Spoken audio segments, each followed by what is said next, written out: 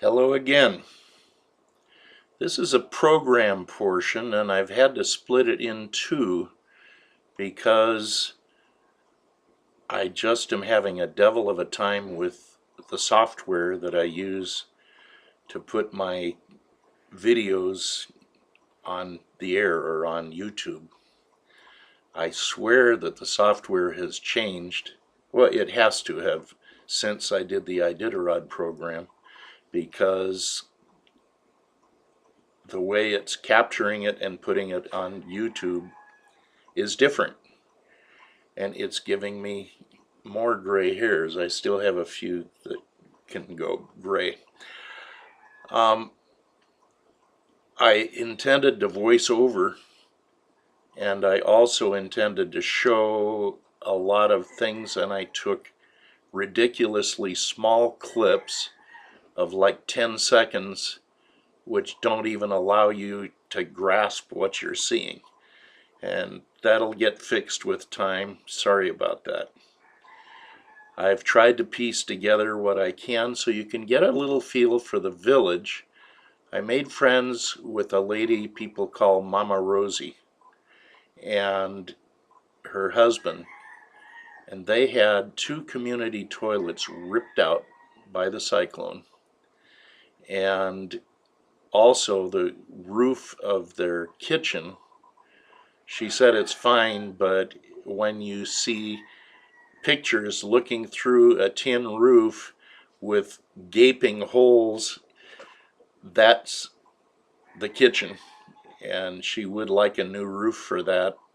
The kitchen basically is corrugated metal roofing held up by poles, and underneath that is a fireplace where they do the cooking, and pots and pans hanging that they can use, and a picnic table where they can eat. Rather simple.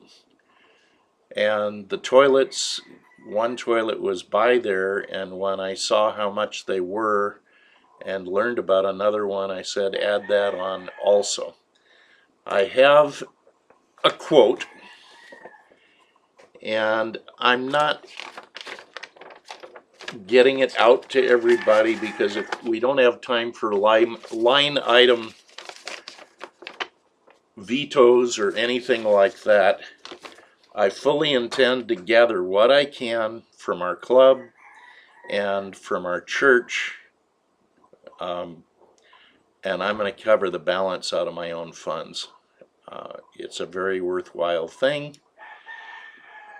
What we are raising money for is the roof for the kitchen and two toilets and lumber to build an actual enclosure for the bathroom. When I was there 25 years ago, the bathrooms were outhouses, and they had a bamboo cage like around the outhouse, and they had fit in palm and tea leaves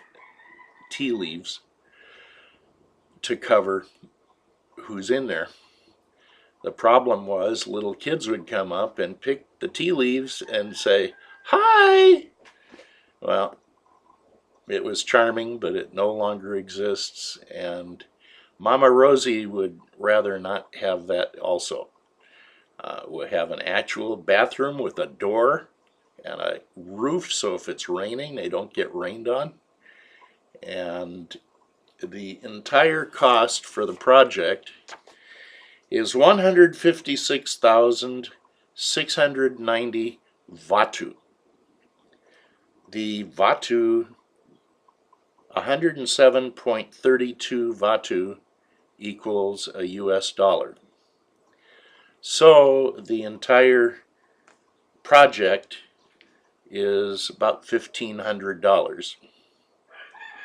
As I said, I'll collect what I can, and I'm not a rich man. As a matter of fact, I just tried to take out a $200,000 loan, putting a first mortgage on my house, and I had a good credit rating, and the house appraisal was good, but they wouldn't give me a 2-year line of credit because I don't have the income to support it. So anyway, I think it's a very worthwhile project. I am going with Mama Rosie to her village, Malay Village, which has 6,000 residents right now. You'll see pigs walking around loose, and it's quite a different thing. The housing generally does not have doors or windows. You can look right in, as you used to be able to with the grass huts that they lived in, but they have more modern materials now.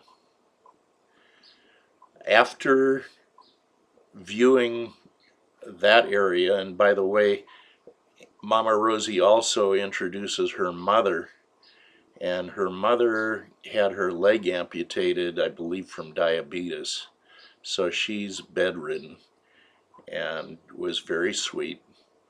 And a little aside that I thought was nice, I took Mama Rosie and her husband Ken to a nice meal, and Rosie got lobster, and they gave her 3 lobsters, and she took one home because in Vanuatu, Mother's Day is a week before our Mother's Day, and so she took a lobster home for her mother to the village, which I thought was pretty neat. At the end of the video, a little girl volunteered to be my tour guide in another village, and it just shows you again how the people live. And so I hope you find it interesting, and I'll see you in the conclusion.